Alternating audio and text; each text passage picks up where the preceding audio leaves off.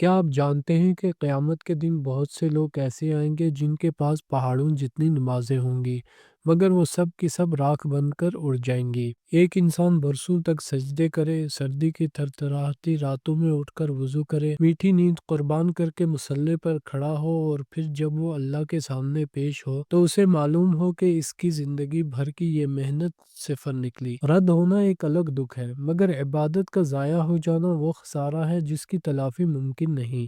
آج میں آپ کو ڈرانے نہیں بلکہ ایک ایسا سچ بتانے آیا ہوں جو شاید آپ نے پہلے کبھی نہ سنا ہو۔ وہ کون سی چھوٹی چھوٹی غلطیاں ہیں جو آپ کی محنت کو مٹی میں ملا رہی ہیں۔ یقین جانیے اگر آج یہ بات آپ کو سمجھ آ گئی تو انشاءاللہ آپ کے آنے والی نمازیں پہلے سے کافی بہتر ہوں گی اور آپ کو وہ سکون ملے گا جس کے لیے آپ برسوں سے تڑپ رہے ہیں۔ نماز ضائع ہونے کی کچھ وجوہات ہیں۔ آج ہم انہی وجوہات پر بات کریں گے، جن میں سے پہلی وجہ ہے دکھاوا۔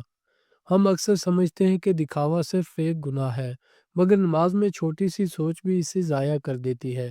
اگر نیت میں یہ ہے کہ لوگ مجھے نمازی کہیں تو یاد رکھیں اللہ شرک سے پاک ہے۔ حدیث قدسی میں ہے کہ اللہ تعالیٰ فرماتا ہے میں شریکوں کے شرک سے سب سے زیادہ بے نیاز ہوں۔ جس نے کوئی ایسا عمل کیا جس میں میرے ساتھ کسی اور کو شریک کیا، میں اسے اور اس کے شرک کو چھوڑ دیتا ہوں۔ آپ کا سجدہ لمبا کرنا صرف اس لیے کہ کوئی دیکھ رہا ہے، آپ کی پوری نماز کی روح کو ختم کر دیتا ہے۔ دوسری وجہ ہے غافل دل۔ ہم زبان سے الحمدللہ کہہ رہے ہوتے ہیں مگر ہمارا دل اور دماغ کہیں اور ہوتا ہے۔ جسم مصلے پر قبلہ رخ ہے مگر سوچیں کاروبار، گھر کے جھگڑوں یا موبائل کے نوٹیفیکیشن میں الجھی ہوتی ہے۔ نبی کریم صلی اللہ علیہ وسلم نے فرمایا بندے کو نماز کا اتنا ہی حصہ ملتا ہے جتنا اس نے شعور اور توجہ کے ساتھ پڑھا۔ سوچئے اگر آپ کا دل ہی حاضر نہیں تو آپ اللہ سے بات کر رہے ہیں یا صرف دیواروں کے سامنے کھڑے ہیں۔ اللہ کو الفاظ کی گنتی نہیں توجہ کی گہرائی چاہیے۔ تیسری وجہ وہ ہے جس کا ذکر کرتے ہوئے بھی ڈر لگتا ہے، یعنی رزق حرام۔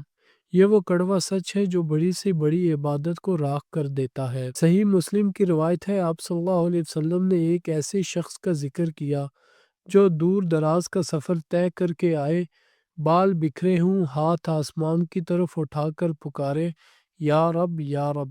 بظاہر اس کی دعا قبول ہونی چاہیے تھی، مگر آپ صلی اللہ علیہ وسلم نے فرمایا اس کا کھانا حرام ہے، اس کا پینا حرام، اس کا لباس حرام، تو اس کی دعا اور نماز کیسے قبول ہو؟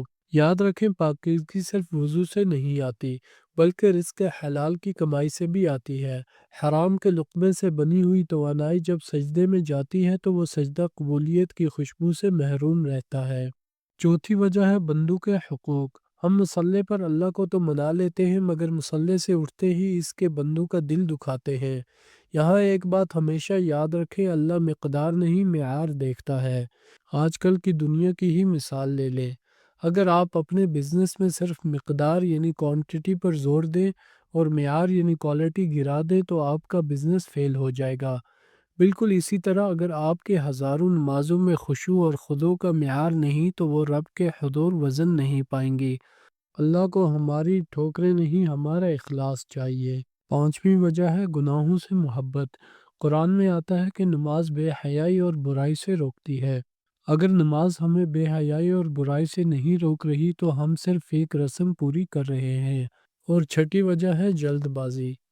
ایک شخص مسجد میں آیا، نماز پڑھی اور نبی پاک صلی اللہ علیہ وسلم کو سلام کیا۔ آپ صلی اللہ علیہ وسلم نے فرمایا جاؤ دوبارہ نماز پڑھو، تم نے نماز پڑھی ہی نہیں۔ اس نے 3 بار ایسا کیا اور ہر بار نماز پڑھ کر آتا اور آپ صلی اللہ علیہ وسلم اسے واپس بھیج دیتے۔ آخر کار اس نے رو کر عرض کی یا رسول اللہ مجھے سکھا دیجئے، میں اس سے بہتر نہیں پڑھ سکتا۔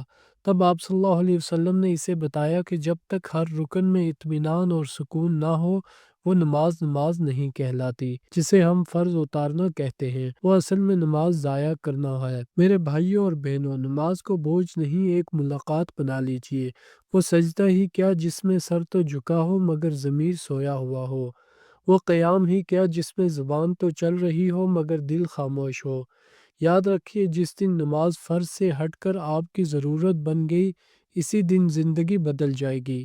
اللہ ہمیں ایسی نماز نصیب کرے جو زمین سے اٹھے اور عرش کا طواف کرے۔ اگر اس ویڈیو نے آپ کے دل پر دستک دی ہے تو اسے اپنے پیاروں کے ساتھ شیئر کریں۔ شاید آپ کی وجہ سے کسی کی برسوں کی محنت ضائع ہونے سے بچ جائے۔ اور علم ورثہ کو سبسکرائب کریں اور ہمارے ساتھ جڑے رہیں تاکہ ہم مل کر آگے کا سفر جاری رکھیں۔ فی امان اللہ۔